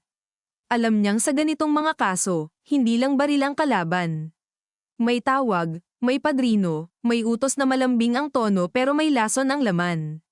Hindi nga siya nagkamali, habang hawak niya ang tasa ng kapeng mapait sa opisina, sunod-sunod ang tawag mula sa probinsyal na tanggapan. Siguraduhin mong maayos ang proseso. Huwag kang padalos-dalos sa media. I-coordinate nyo muna bago maglabas ng pangalan. Magaganda ang pagkakasabi, ngunit ang buod ay iisa. Pigilan hanggat maaari. Habang pinapakinggan niya ang mga iyon, naroon si Mateo sa kabilang mesa, nakaupo ng tuwid kahit halatang masakit pa ang katawan. Ayaw nitong magpa-confine sa provincial hospital dahil natatakot itong mawala muli sa kustodiya. Sa tabi niya, tahimik si Lyra, hawak ang lumang singsing ng ina sa palad na parang rosaryo. Hindi ko kayang humarap sa camera, sabi niya ng mahina. Hindi mo kailangan, sagot ni Adrian. Mas kailangan muna nating ayusin ang salaysay at proteksyon. Napatawa ng mapakla si Mateo. Proteksyon. Aniya. Sa totoo lang, Tenyente, ngayong nagsalita na kami, wala nang tunay na proteksyon. Hindi sumagot si Adrian dahil alam niyang totoo iyon. Sa hallway, dumating ang matandang mangingisdang si Mang Isko kasama ang asawa niyang tuyo na ang mukha sa sobrang tagal ng pag-iyak sa buhay. Dalang-dala nila ang isang lumang supot na may mga papeles ng nawawala nilang anak. Nang makita nila si Mateo, biglang natigilan ang matanda, saka ito lumapit na parang may halong galit at pakiusap sa bawat hakbang. Ikaw ba yung sinasabi nilang may alam noon? Tanong ni Mang Isko, paos. Tumingin si Mateo sa kanya ng matagal. Hindi siya umiwas. Oo, sagot niya. At humihingi ako ng tawad na ngayon lang ako nagsalita. Umigting ang panga ng matanda. 20 taon kaming naghukay sa isip namin kung may nagawa ba kaming mali para mawala ang anak ko. Hindi sumagot si Mateo. 20 taon, ulit ng matanda, at ang boses na iyay hindi mataas ngunit mas masakit dahil sa pagpipigil. Tapos sasabihin mong may nakakita pala. Umusad si Lyra, handang magsalita para sa ama, ngunit pinigilan siya ni Mateo sa isang bahagyang galaw ng kamay. Wala akong maipagtatanggol na sapat, sabi niya kay Mang Isko. Natatakot ako noon. May buntis akong asawa. Mahina ako. Pero hindi ibig sabihin noon wala kang karapatang magalit. Kumislap ang mata ng asawa ni Mang Isko. Hindi na namin maibabalik ang anak namin. Alam ko, sagot ni Mateo. At iyon marahil ang pinakatapat na salitang nasabi niya sa buong buhay niya. Walang pangako, walang paliwanag na binubordahan para gumon. Alam ko, sa sandaling iyon, hindi na siya karpinterong amalang o testigang huli nang nagsalita. Isa siyang taong humaharap sa bunga ng duwag niyang katahimikan. Si Mang Isko ay tila gustong manuntok, ngunit sa huli umiling lang siya at napaupo sa bangko. Hindi na siya sumigaw. Iyong katahimikan niya ang mas mabigat. Sa kabilang selda, si Dante ay pinapirma sa pinal na salaysay. Nagpagupit siya ng buhok ng bahagya gamit ang gunting na hiniram sa utility, para raw hindi siya makilala agad sa labas ng kamera. Ngunit huli na, lumabas na ang pangalan niya sa mga usapan. Habang pumipirma siya, pumasok si Lyra dala ang isang plastik na supot ng pandesal at tubig. Saglit siyang nagulat sa sarili kung bakit siya naroon. Marahil gusto lang niyang makita kung anong mukha mayroon ng lalaking halos some-ire sa kanila. Hindi ko alam kung bakit kita dinalhan, sabi niya nang walang preamble. Tumingin sa kanya si Dante mula sa loob ng selda. Baka dahil Pilipino ka pa rin, sagot niya. Kahit galit ka, alam mong may taong kailangan pa rin kumain. Naiinis sana si Lyra sa sagot, pero napansin niyang hindi iyon patawa. Pagod lang talaga ang lalaki. Hindi kita pinapatawad, sabi niya. Hindi ko hinihingi, pero gusto kong malaman kung totoo ang lahat ng sinabi mo sa pier. Dahan-daang tumango si Dante. Lahat ng alam ko, totoo. Hindi lahat ng alam ng iba. Pero lahat ng dinala ko, totoo. Bakit ngayon ka lang bumaliktad? Tumingin ito sa rehas, hindi sa kanya. Dahil sanay akong isipin na may hangganan ang dumi. Na pwede akong gumalaw sa loob nito nang hindi tuluyang lumubog. Pero nang makita ko ang tatay mo sa warehouse, naaalala ko ang sarili kong tatay tuwing lasing. Laging may linyang ginagawa ko ito para sa pamilya. Lahat ng lalaking takot sa sariling konsensya, pare-pareho ang dahilan.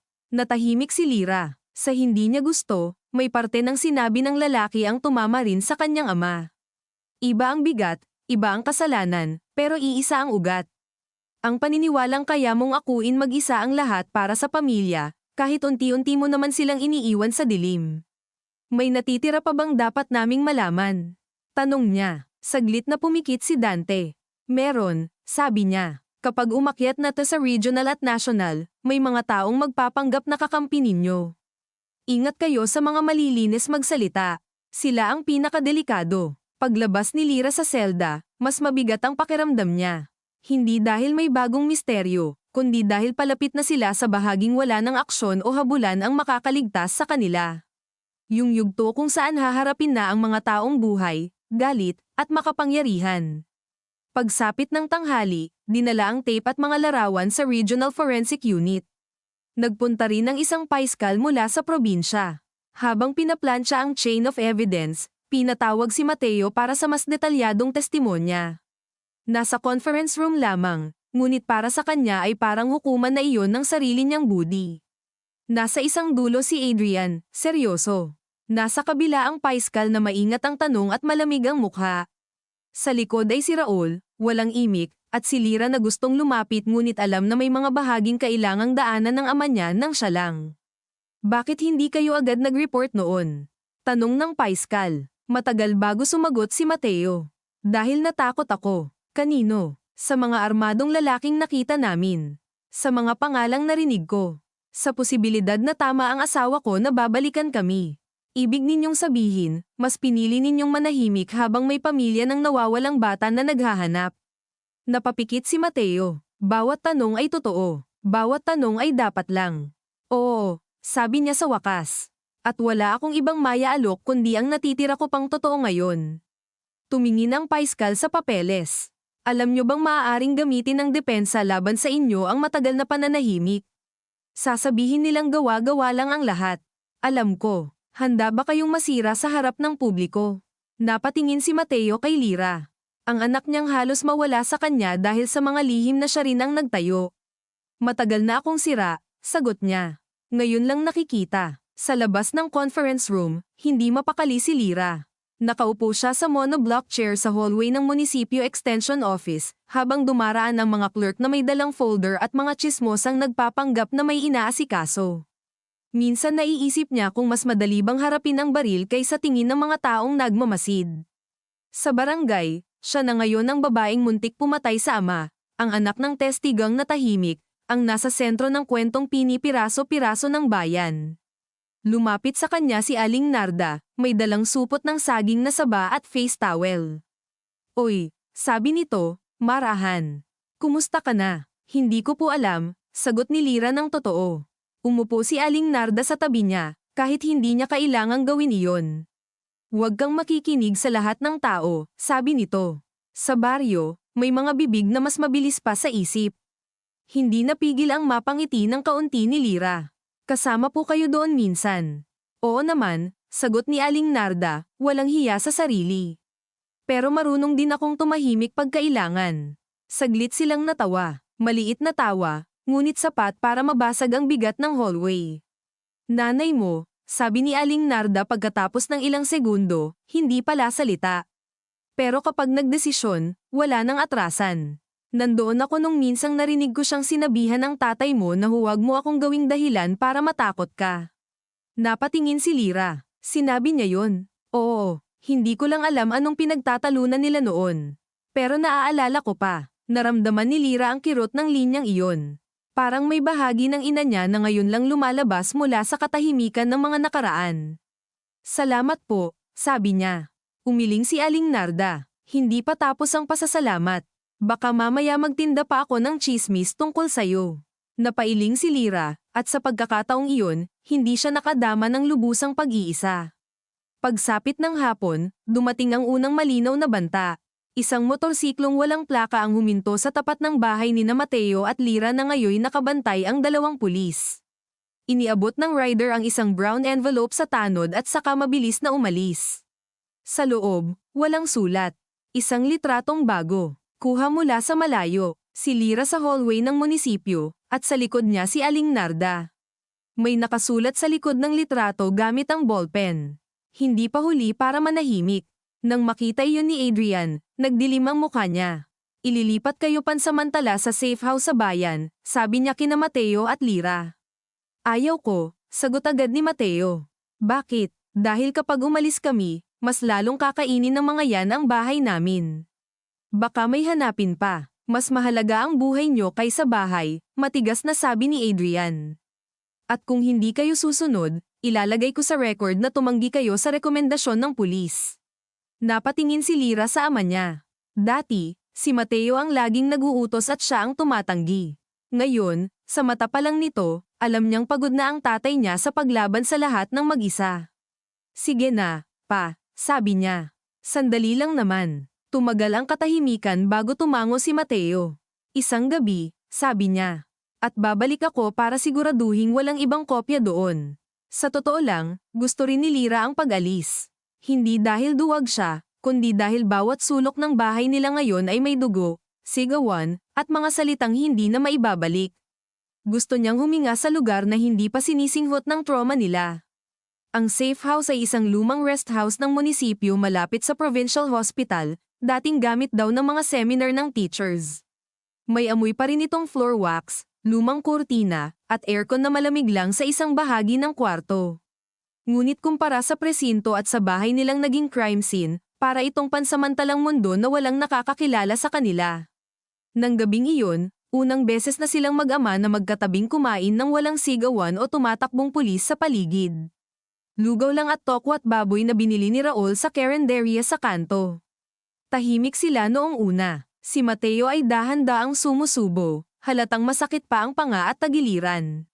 Si Lyra na may hindi mapakali, paikot-ikot ang kutsara sa lugaw.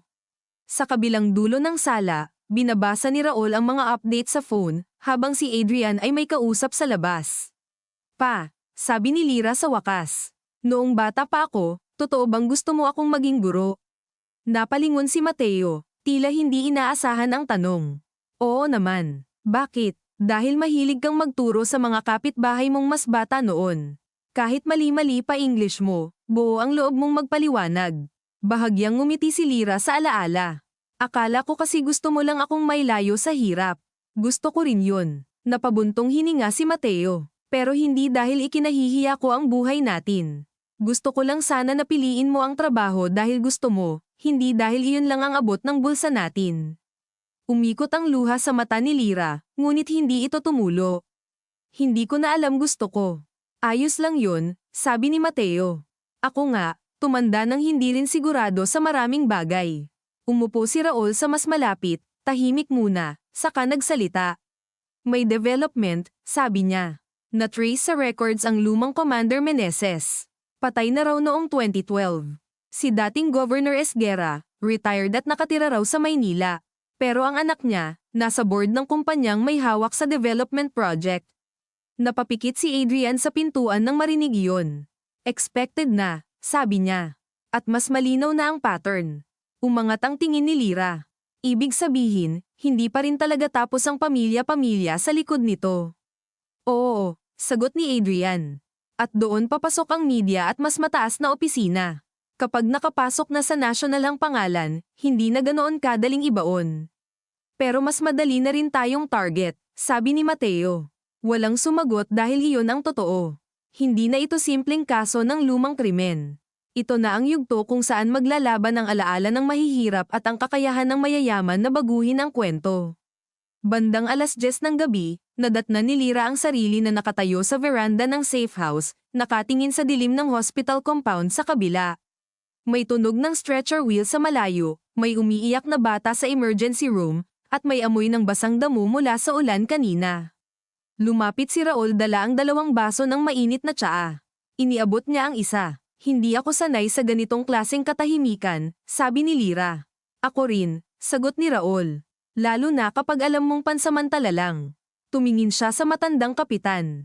Kap, noong binata kayo ni Papa, malapit ba talaga kayo? Bahagyang ngumiti si Raul. Sobrang. Ang tatay mo, siya yung tipong kahit may 100 pesos lang sa bulsa, may libre kang merienda. Tapos ako naman yung laging nagyayabang na magiging pulis. Siya, tumatawa lang. Sabi niya, sige, basta pag naging pulis ka, huwag kang bastos. Napangiti si Lyra. Bastos ka po ba? Paminsan-minsan. Pareho silang natawa ng mahina. Ngunit mabilis ding bumalik ang bigat.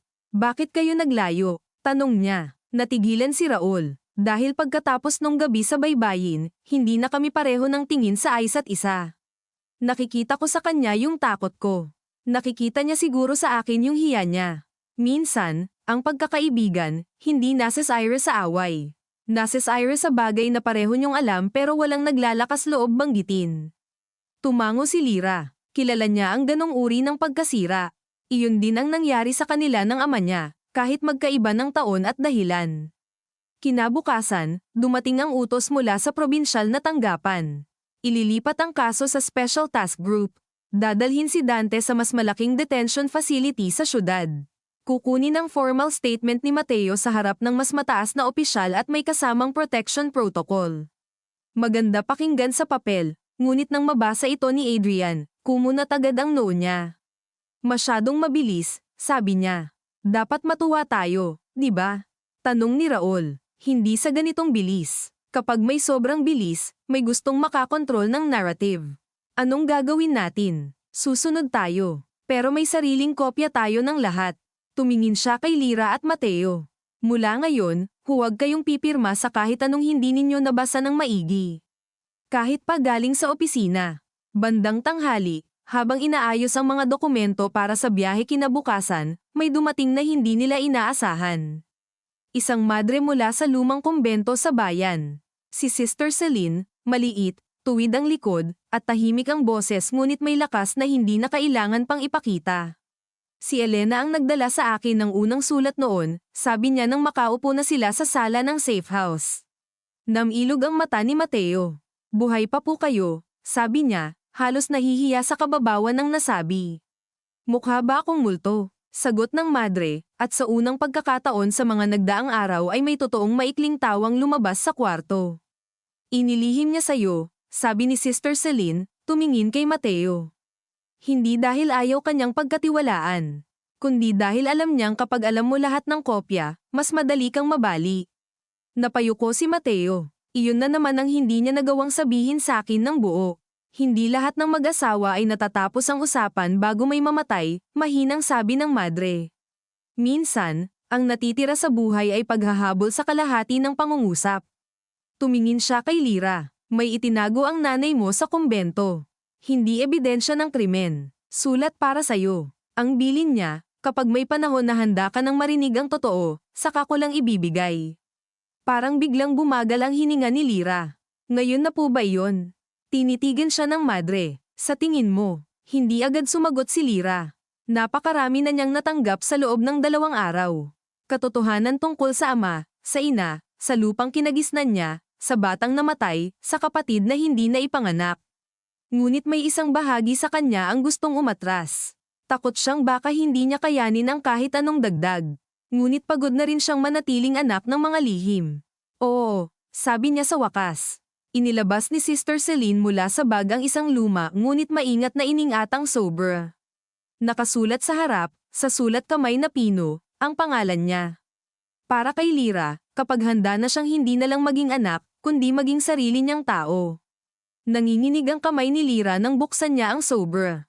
Sa loob ay 2 pahina ng sulat at isang maliit na larawan niyang sanggol pa, buhat ng ina niya sa tabing dagat.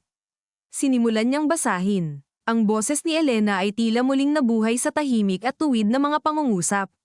Mahal kong Lyra, kung binabasa mo ito, ibig sabihin may mga bagay nang lumabas na matagal naming itinago. Una sa lahat, patawarin mo kami ng tatay mo. Ang totoo, magkaiba kami ng paraan ng pagprotekta sa'yo. Siya, gusto kang ilayo sa dilim. Ako, gusto kitang turuang sindihan ng ilaw. Pareho kaming nagkamali at nagtagpo sa gitna. Huwag mong hayaang ang takot naming dalawa ang maging sukatan ng buhay mo. Nang mabasa iyon ni Lyra, napapikit siya. Tahimik ang lahat sa paligid, kahit ang mga taong nandoon ay tila alam na hindi ito basta sulat. Ipinagpatuloy niya. Kung dumating ang araw na kailangan mong pumili sa pagitan ng katahimikan at gulo, huwag mong tanungin agad kung alin ang mas ligtas.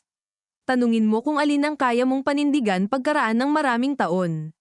Dahil ang konsensya, anak, hindi laging sumisigaw. Minsan bulong lang iyan gabi-gabi hanggang sa hindi ka na makatulog. Tumulo ang luha ni Lyra sa papel. Hindi dahil malungkot lang, kundi dahil pakiramdam niya, may unang pagkakataong may umaabot sa kanya mula sa nakaraan hindi para kontrolin ang pasya niya, kundi para kilalanin ang kakayahan niyang pumili. Sa dulo ng sulat ay may isa pang linyang nagpahinto sa kanya. Kapag handa ka na, ipaglaban mo ang lupa kung sa tingin mong nararapat. Pero huwag mo itong ipaglaban dahil lang sa multo namin. Ipaglaban mo lang kung malinaw sa'yo kung para kanino ka talaga lumalaban. Dahan-daang ibinaba ni Lyra ang sulat. Tahimik si Mateo sa kabilang upuan, ngunit kita niya ang pamumula ng mata nito. Hindi niya ibinigay sa akin yan, bulong niya. Hindi, sagot ni Sister Celine. Dahil hindi ikaw ang kausap. Hindi iyon panunumbat, katotohanan lang. At sa ilang salita na iyon, may isang bahagi ng pagkalalaki ni Mateo na matagal niyang ikinubli sa pagiging ama ang parang tuluyang naputol. Naintindihan niyang may mga pagmamahal na hindi umiikot sa kanya, at marahil iyon ang kailangan niyang matutunan ng huli na. Gabi na nang matapos ang lahat ng papeles para sa pagbiyahe kinabukasan. Tinatayang lampas 9,000 salita na ang istorya ng mga buhay nila, kung susukatin sa dami ng sinabi, inamin, at hindi pa kayang bigkasan. Sa loob ni Lyra, ramdam niyang papalapit na sila sa isang hangganan. Hindi pa katapusan ng laban, pero marahil katapusan ng uri ng katahimikan na kumontrol sa pamilya nila sa loob ng napakaraming taon. Sa sala ng safe house, pinatay ni Adrian ang ilaw maliban sa isang lampshade. Matulog kayo kahit ilang oras, sabi niya. Bukas, haharap tayo sa mas maraming tao. At mas maraming kasinungalingan, dagdag ni Raul. At sana, sabi ni Lyra, hawak pa rin ang sulat ng ina, mas kaunting pagtatago. Walang sumagot agad. Ngunit sa katahimikang sumunod, may kakaibang tibay na hindi galing sa kapanatagan kundi sa pagod na tapang ng mga taong wala nang pwedeng itago pa. Ngunit sa katahimikang sumunod, may kakaibang tibay na hindi galing sa kapanatagan kundi sa pagod na tapang ng mga taong wala nang pwedeng itago pa. Kinaumagahan, bago pa tuluyang sumikat ang araw sa ibabaw ng bayan, umalis sila sakay ng 2 sasakyan patungong probinsyal na tanggapan sa lungsod. Maaga pa ngunit mabigat na ang kalsada. Puno ng bus, tricycle, at mga tricycle na pilit sumisingit sa pagitan ng truck ng gulay at mga motorsiklong minamadali ang pagpasok. Sa loob ng van, walang masyadong nagsasalita. Nasa unahan si Adrian, kausap ang regional office sa telepono. Sa gitna, magkatabi sina Mateo at Lyra. Sa kabila nila si Raul, tulala sa bintana, habang sa pangalawang sasakyan ay ang 2 pulis at ang mga ebidensya. Habang tumatakbo ang sasakyan sa mahahabang bahagi ng highway, natanong ni Lyra ang mga palayan, mga bahay na may bubong na yero, mga waiting shed na may nakapaskil na kupas na mukha ng mga politiko, at mga batang nakaunipormeng naglalakad sa gilid. Napakakaraniwan ng umaga. Halos nakakainsulto. Parang walang pakialam ang mundo sa mga lihim na nakahandang sumabog sa loob ng araw na iyon. Ayos ka lang ba? Mahina niyang tanong sa ama. Tumango si Mateo ngunit halatang kulang ang tulog at lakas. Mas maayos kaysa kahapon, sabi nito. Mas masakit lang siguro ngayon ang isip kaysa katawan. Bahagyang ngumiti si Lyra. Buti pareho tayo. Napatingin sa kanila si Raul at may maikling kirot na dumaan sa mukha nito. Marahil naiisip din niya na ilang dekada ang nasayang sa mga usapang ngayon lang nabubuo. Pagdating nila sa probinsyal na compound, sinalubong sila agad ng ibang uri ng mundo. Air-conditioned na hallway, mesa ng receptionist na make and tab, dingding na may portrait ng matataas na opisyal, at mga taong nakabarong o blazer na mas maingat ang ngiti kaysa tanong. Dinala sina Mateo at Lyra sa isang conference room sa ikatlong palapag, habang si Adrian ay tinawag muna para sa closed-door briefing. Ayaw niya sanang iwan ang mag-ama, pero wala siyang pagpipilian. Huwag muna kayong pipirma, bilin niya bago lumabas. Kahit pamukhang simple, tumango si Lyra. Sa conference room, naroon ang isang assistant prosecutor, isang babaeng taga-DSWD para raw sa psychosocial support, at dalawang lalaki mula sa Special Task Group na ipinakilala ang sarili sa mabilis at maayos na Ingles bago nagtagalog nang marinig ang katahimikan ni Mateo at Lyra. Routine lang ito, sabi ng isa, si Attorney Bauza, may salamin at malambot magsalita. Gusto lang naming tiyakin na consistent at protected ang testimonya nyo. Sa salitang protected, napakagat ng dila si Lyra. Lahat yata ng may kapangyarihan ay marunong gumamit ng mga salitang may magandang tunog. Saan si Adrian? Tanong ni Mateo. May kaunting coordination lang sa taas, sagot ni Bauza. Habang naghihintay tayo, baka pwede na muna nating isaayos ang affidavit ninyo sa mas formal na format. Inilatag niya ang ilang papel sa mesa. Mabilis na sumulyap si Lyra.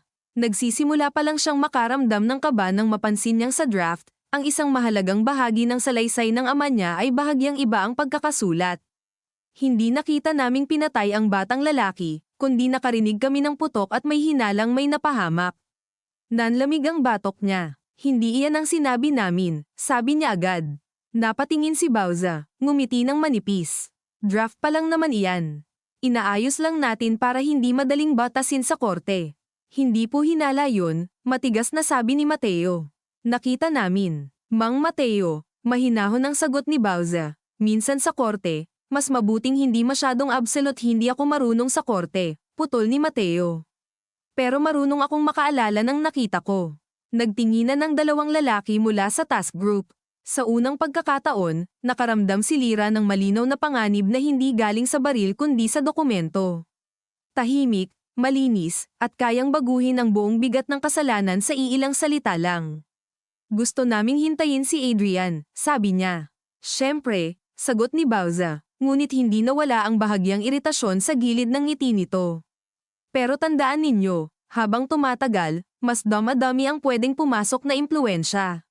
Sa huling salitang iyon, parang may ipinapaalala siyang pabor sa halip na babala. Samantala, sa isa pang silid, mas malinaw na nararamdaman ni Adrian ang mismong impluwensyang tinutukoy ng abogado. Nasa mesa ang mga kopya ng ebidensya, at kaharap niya ang regional director, isang undersecretary mula sa Maynila na dumating daw ng biglaan, at dalawang lalaking hindi agad ipinakilala. Sensitive ang kasong ito, sabi ng undersecretary habang marahang pinipihit ang mamahaling panulat sa pagitan ng mga daliri. Ayaw nating masira dahil sa maling handling. Kaya nga po maaga tayong kumilos, sagot ni Adrian. Good, sabi ng lalaki. At bahagi ng maayos na handling ang hindi paglabas agad ng mga pangalan ng mga yumao na wala ng pagkakataong ipagtanggol ang sarili. Alam ni Adrian ang klase ng usapang iyon.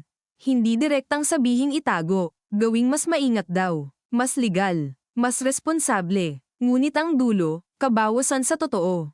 Kasama sa tape ang mga pangalang iyon, sabi niya. At may corroboration sa mga lumang records at statement ni Dante Valmores. Na maaari ring umatras o questionin, sagot ng regional director. At si Mateo Arriaga, 20 taon na nanahimik. Mahina iyon sa korte. Tiningnan sila ni Adrian isa-isa. Mas mahina po kapag tayo mismo ang magpapalabnaw sa nakita at narinig nila. Natahimik ang silid. Sa sulok ng mata niya, nakita niyang nagsulat ng kung ano ang isang lalaking hindi ipinakilala. Walang gustong magpalabnaw, sabi ng undersecretary.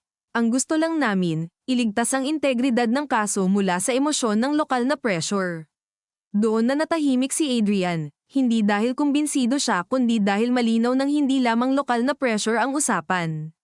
Ngunit bago pa tumuloy ang pagpipigil sa kanya, may kumatok. Pumasok ang isang batang staff na halatang kinakabahan. "Sir, may media na po sa baba," sabi nito. At may mga pamilya ng mga nawawala raw noon na gusto ring magbigay ng statement. Napalitan ang hangin sa silid. Ang mga ganitong tao, mas kampante kapag papel lang at pinto ang kaharap. Iba ang timpla kapag may mga mukha nang nakatingin mula sa labas. Samantala, sa conference room, pinipigilan ni Lyra ang sariling magpahalata ng galit. Mas natatakot siya sa mga taong maayos umupo kaysa sa humahabol na may baril. Sa mga humahabol, malinaw ang panganib. Sa mga ito, pwedeng ngumiti habang binubura ka. "Hindi na po namin babasahin iyan hanggat wala si Adrian," ulit niya. Hindi na siya nanginginig. Nagulat siya sa sarili. Marahil dahil sa sulat ng ina niya kagabi. "Huwag mong tanungin agad kung alin ang mas ligtas. Tanungin mo kung alin ang kaya mong panindigan." Tumayo si Mateo, mabagal ngunit buong tindig. "At kung babaguhin niyo ang nakita ko, mas mabuti pang huwag na ninyo akong gawing testigo," sabi nito. Dahan-daang bumukas ang pinto. Si Adrian, matigas ang mukha. "Walang pipirmahan," sabi niya agad, hindi na nakitingin sa iba. At lahat ng interview mula rito ay may counsel at may audio record. Hindi agad kumibo si Bauza, ngunit halatang nabigo. "Of course," sabi nito. "Procedure lang naman." "Maganda," sagot ni Adrian. "Sundin natin ang buo." Mabilis na kumalat ang balita sa loob ng gusali na naroon ang pangunahing mga testigo. Sa ibaba, dama-dami ang media. May mga nanay na may hawak na lumang litrato. May isang lolo na may dalang folder ng blotter na hindi raw pinansin noon. Habang lumalawak ang usapan, unti-unting nawawala ng kontrol ang mga gustong tahimik lang ang proseso. At dahil doon, minaraapat ng opisina na gawin ng isang maikling press statement sa hapon, hindi para ilabas lahat, kundi para amining may RUPNED investigation kaugnay ng mga lumang disappearance at land-related violence sa San Ignacio. Hindi ito hustisya, ngunit simula ito nang hindi na muling madaling maitago.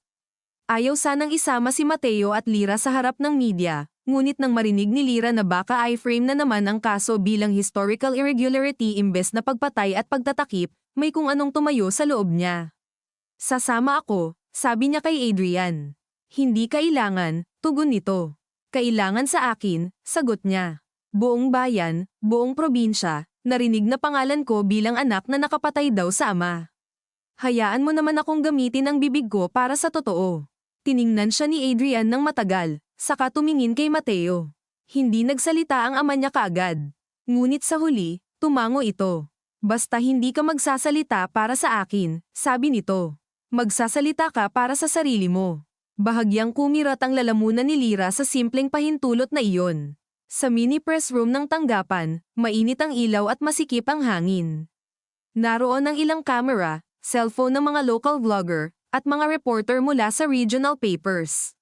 Nasa gitna si Adrian na nagbigay ng maikling pahayag tungkol sa ongoing investigation, sa pangangalaga sa ebidensya, at sa paggalang sa mga pamilyang maaaring apektado. Nang matapos siya, umingay agad ang mga tanong. Totoo bang may mga dating opisyal na sangkot? May relasyon ba ang development company? Ano ang papel ng witness na si Mateo Arriaga? At totoo bang ang anak niyang si Lyra ang umatake sa kanya? Sa huling tanong na iyon, naramdaman ni Lyra ang pamilyar na hiya at galit na pinagdikit. Ngunit bago pa siya masindak, hinawakan ni Mateo ang siko niya. Hindi bilang pagpigil, bilang paalala na naroon siya. Lumapit si Lyra sa mic. "Oo," sabi niya, at biglang tumahimik ang kwarto. "Nag-away kami ng tatay ko. Sinaktan ko siya, at akala ko, habang buhay ko nang dadalhin na napatay ko siya. Pero ang totoo, ang gabing iyon ay bunga ng mas matagal at mas malaking katahimikan kaysa sa aming dalawa. Wala nang umubo o bamulong. Hindi kami perpektong pamilya. Hindi mabait sa lahat ng oras ang tatay ko. Hindi rin ako mabait sa kanya. Pero hindi totoo na kwento lang ito ng anak na nagwala. Kwento ito ng mga taong piniling manahimik noon dahil natakot, At ng mga taong umasa na dahil mahirap kami, pwede na kaming tabunan ng ibang bersyon. Naramdaman niya ang panginginig sa daliri ngunit hindi sa boses. Kung gusto niyo ng quote, ito na lang. Kapag may nawawala, may naghahanap. At kapag may natagpo ang totoo, may mga ayaw magpakita. Sana doon kayo tumingin. Sa likod ng mga kamera, nakita niya ang isang matandang babae na biglang umiyak. Hindi niya kilala. Marahil isa sa mga naghahanap pa rin matapos ang napakaraming taon. Nang matapos ang maikling pahayag, hindi siya agad nakahinga ng maayos. Parang doon lang sumingil ang katawan niya. Sa hallway, umupo siya at napayuko. Lumapit si Mateo, mabagal. Nagalit ka ba? Tanong niya. Umiling ang lalaki. Hindi, natakot lang ako para sa'yo. Pagod na rin ako sa takot, sabi ni Lyra. Ako rin, sagot ni Mateo. At ang simpleng pag-amin na iyon ay mas malapit sa lamang kaysa sa anumang yakap na hindi pa nila magawa. Bandang 3:00 ng hapon, dumating ang balitang matagal nang naghihintay sumabog. Ang forensic enhancement ng kaset at mga larawan ay sapat na raw para suportahan ang pagbuo ng complaint sa ilang pangalan, kasama ang isang buhay pang dating opisyal at ilang corporate officers na konektado sa kasalukuyang proyekto. Hindi pa iyon sentensya, hindi pa hatol, ngunit sapat para pigilan muna ang development permit sa lupang baybayin. Nang marinig iyon ni Mateo, hindi siya ngumiti. Sa halip, para siyang lalong napagod. Napansin iyon ni Lyra. Akala ko matutuwa ka, sabi niya. Dapat ba? Mahinang sagot nito. May mga pamilya nang pwedeng umasa, sabi ni Lyra. Oo, tugon ni Mateo. At may mga pamilyang kailangang muling buksan ang sugat. Minsan ang hustisya, hindi saya ang unang dala. Kundi panibagong pagluluksa, hindi na siya kinontra ni Lyra. Natututo na siyang tanggapin na may mga panalong hindi gumagaan agad sa dibdib. Bago magtakip silim, dinala si Dante sa mas malaking detention facility.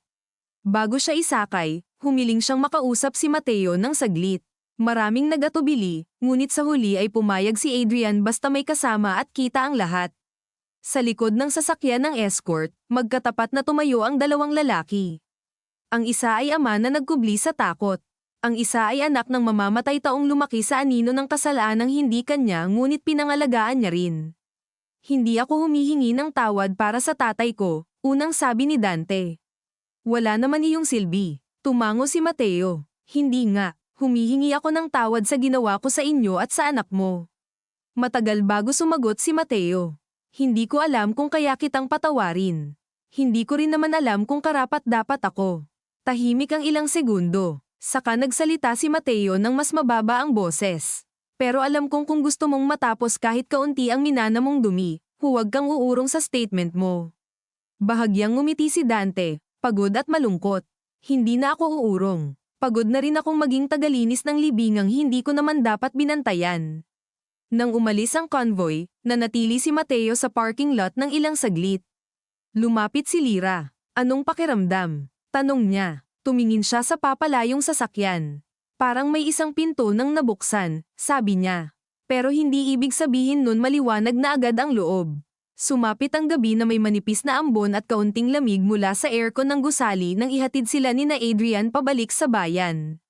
Ngunit sa halip na dumiretso sa safe house, nakiusap si Mateo na huminto muna sa sementeryo sa likod ng lumang simbahan. Wala nang media roon. Kaunti na lang ang tao.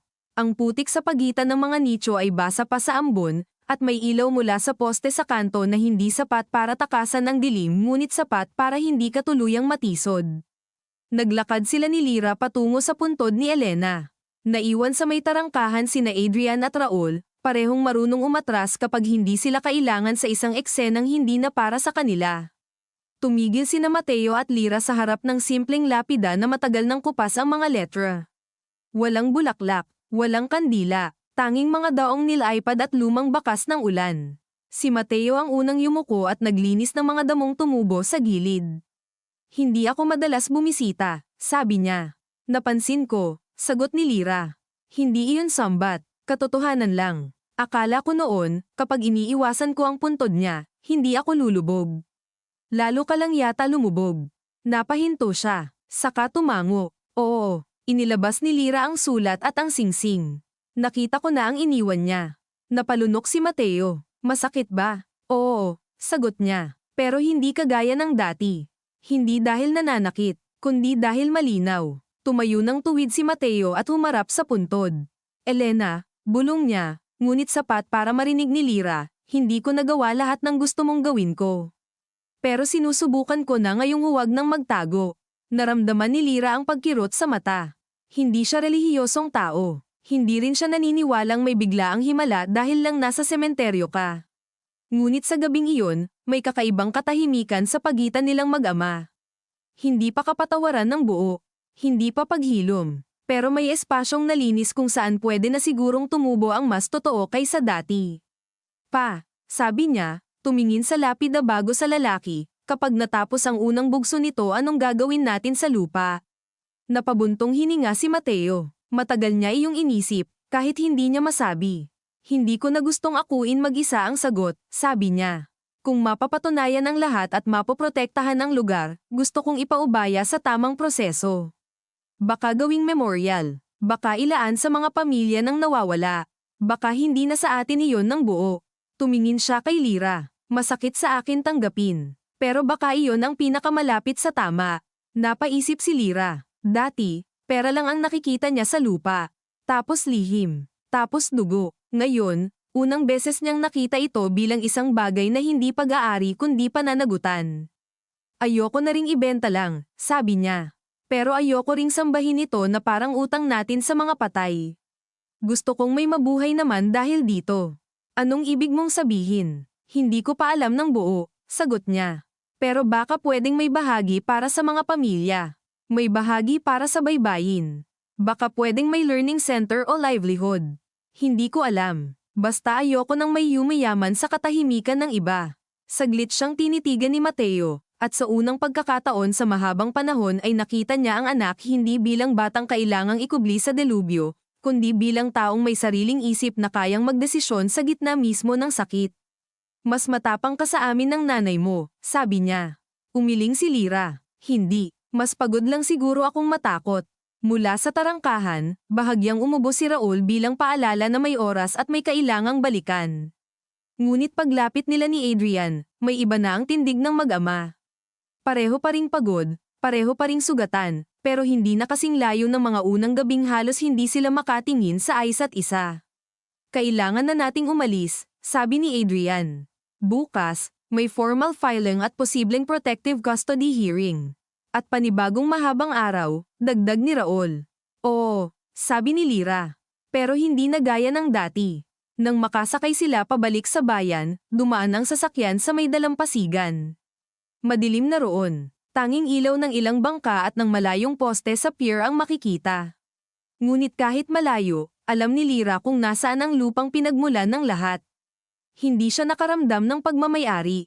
Hindi rin simpleng galit. Ang naramdaman niya ay bigat na may halong direksyon. Sa bahay nila pagkalipas ng ilang araw, babalik siya sa mga sirang gamit, sa sahig na nilinis na ang dugo ngunit hindi pa rin mabubur sa isip, sa tsismis ng kapitbahay, sa mga dokumentong kailangang asikasuhin, sa tanong ng bayan kung ano na ang kasunod. Ngunit alam niyang hindi na siya babalik bilang dating Lyra na laging nasa labas ng desisyon ng mga nakatatanda. At si Mateo, kahit mabagal, ay babalik hindi bilang lalaking bantay sarado ang bibig, kundi bilang isang testigang tatayo kahit nanginginig. Sa sasakyan, biglang nagsalita si Raul mula sa unahan, hindi humaharap. Mateo, bakit? Kapag natapos ang filing bukas, sabi ng kapitan, baka pwede tayong magkape sa tabi ng palengke. Iyong dati, tahimik muna si Mateo. Napatingin si Lyra sa ama niya. Maraming taon ang pagitan ng tanong na iyon. Maraming hiya, galit, at iniwang pagkakaibigan. Tingnan natin, sagot ni Mateo. Ngunit may bahagyang ngiti sa gilid ng bibig niya. Sapat na iyon para kay Raul, na tumingin na lang ulit sa kalsada. Hindi lahat ng nasira ay dapat ibalik sa dati. Minsan sapat nang umamin na may puwang pa para sa panibagong anyo. Nang gabing iyon sa safe house, bago matulog, inilapag ni Lyra ang sulat ng ina sa ilalim ng unan.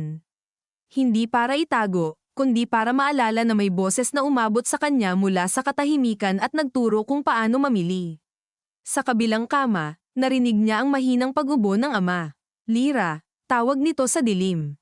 Bakit po? Pasensya na. Hindi agad siya sumagot. Hindi dahil ayaw niya. kundi dahil alam niyang ang dalawang salitang iyon ay hindi pwedeng sagutin ng madali at magaan.